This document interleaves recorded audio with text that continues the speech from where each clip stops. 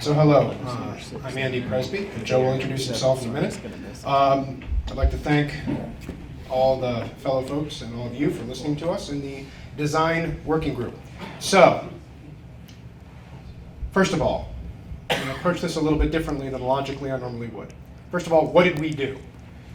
We took 4 science fiction propulsion starships, or 4 science fiction starships, all crewed by various organisms, and tried to figure out what we would have to do to make those starships a reality.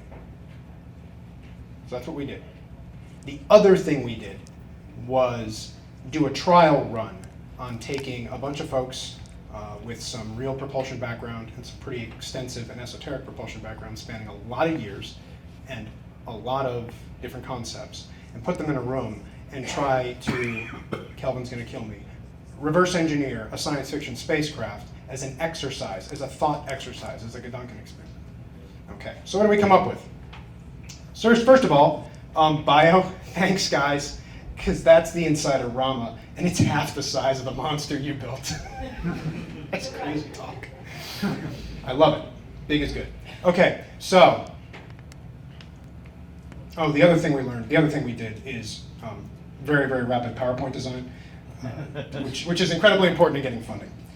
So there's kind of 2 ways conceptually you can approach this concept. The first way is sort of take the real spacecraft design process that a lot of folks in the D group know and love, which I've broken down here as, tell me what you want me to do, and sorry, it's Interstellar.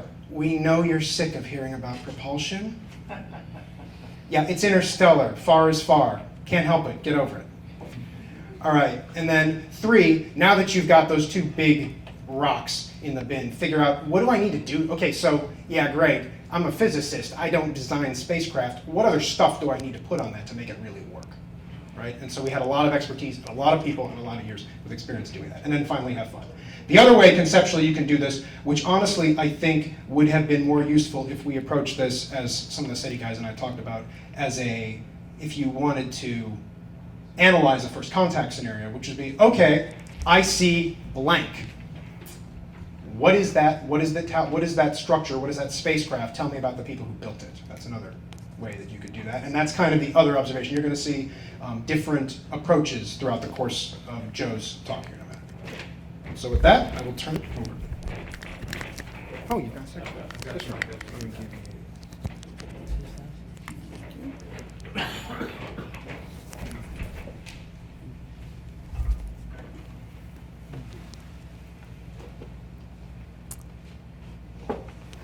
All right, well, good evening, everybody. My name is Joseph Meany, and we're going to be going through a bit of the design of what we came up with for the various starcrafts that we were given. Now, few enough of us in the D track had read the books that we were assigned anytime recently within the past 30 years, so we were working with really, really bare bones information. And that was in one sense a boon, but in another sense it was also kind of our bane, because we didn't have actual working knowledge to pull directly out of the books itself to design our starships. And so we had to work basically straight off of the bullet points that we were handed in a small packet at the beginning of the session. So when we got in there, Andre basically gave us a packet and said, go. And we had to divide ourselves up and figure out what we were going to do. And so these are ultimately the results that we came out of. So the 4 spacecraft that we had to reverse engineer came out to be Niven and Purnell's Mote in God's Eye, Heinlein's Time for the Stars, Clarke's Songs of Distant Earth, as well as the Rendezvous with Rama. So go ahead and switch it up. All right. So we're going to start off with Niven and Purnell's Mote in God's Eye and go through a general overview of what the plot line of the book was. So the mission that came from the Mote in God's Eye was that a particular alien race was to come visit humans and kill them. So our particular ship was a laser-based beam light sail that was carrying the Space Navy in the box. And we had to go through and talk about the various different parameters to propel this particular spaceship through interstellar space. Now, we've heard a lot about these different types of propulsion systems throughout the conference here, so I would leave any of the additional questions to the experts that have given the particular talks on these different types of systems. I'm merely going through here and giving you a summary of what we came up with.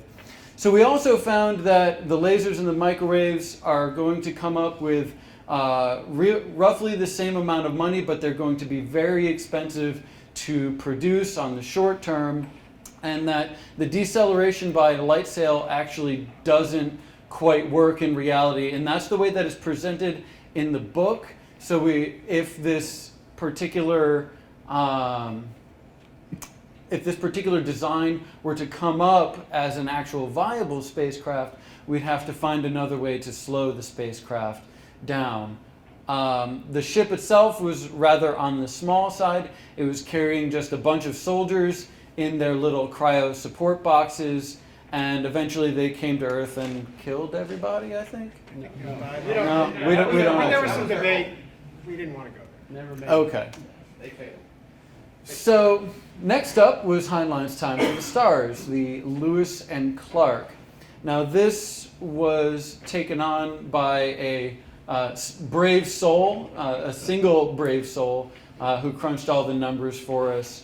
So kudos to him on that one. The mission exploration actually reached around 99.5% of the speed of light. So this was going very, very fast as a continuous antimatter propulsion system. And it seemed that positrons were generated that would annihilate with electrons on a hydrogen molecule, and that mass transfer would propel the spacecraft forward.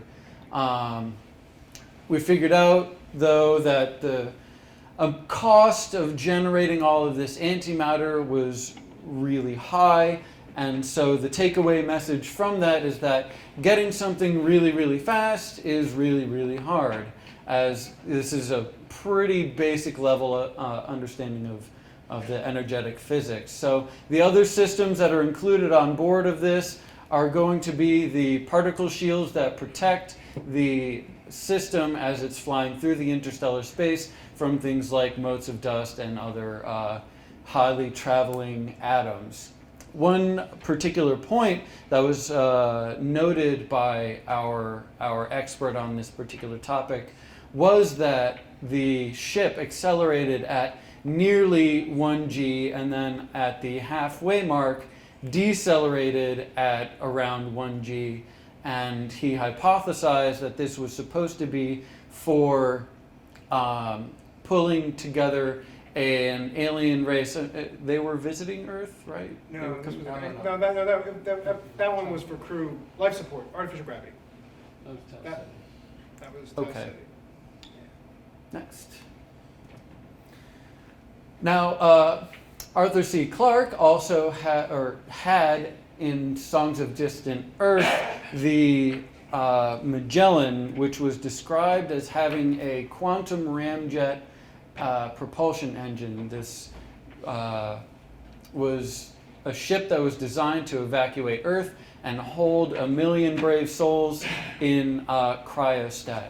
Now, thinking about it for half a second, quantum ramjet doesn't actually make a whole lot of sense. So we had to do a little bit of hoop-de-boo jibbery-jaw to come up with what we actually wanted quantum ramjet to mean. And there was a lot of discussion, there was a lot of involvement from many of the different parties in the D group about coming up with what quantum ramjet actually meant.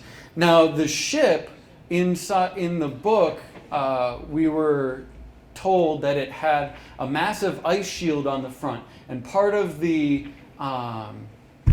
narrative is that they the ship had to slow down and stop at Earth so that stop at an extrasolar colony to replenish this ice shield.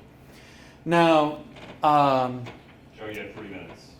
okay, so the ice shield we came up with had to be made out of a particularly exotic form of high-density ice called ice 15.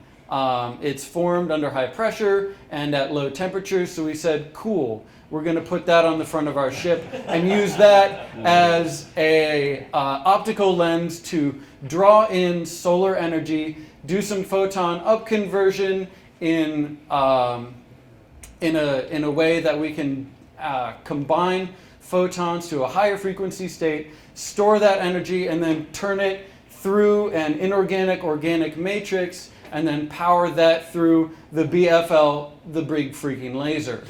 That would push the spaceship throughout interstellar space, and then eventually we find a way to decelerate that. All right, let's go on to the next one. And now I will turn this over to you, Andy. And yes, I saw lots of heads nodding in the audience. We know that one doesn't work. It breaks the laws of physics. We know. We think. Go. Okay, so real quick, Rama. You guys can see it's about half the size of the vessel that the B group used as their basis for the bio study. For those of you who haven't read the book, it's basically a giant O'Neill cylinder flying through space that comes into Earth, that comes into the solar system and visits us. We don't know what, we don't know why, and we're going to use this. We didn't do much design for this. Because I got a question for those of you who read this book. Don't answer it now, we don't have time. What is this thing for? It's really, really hard to design a spacecraft when you don't really know what it's for.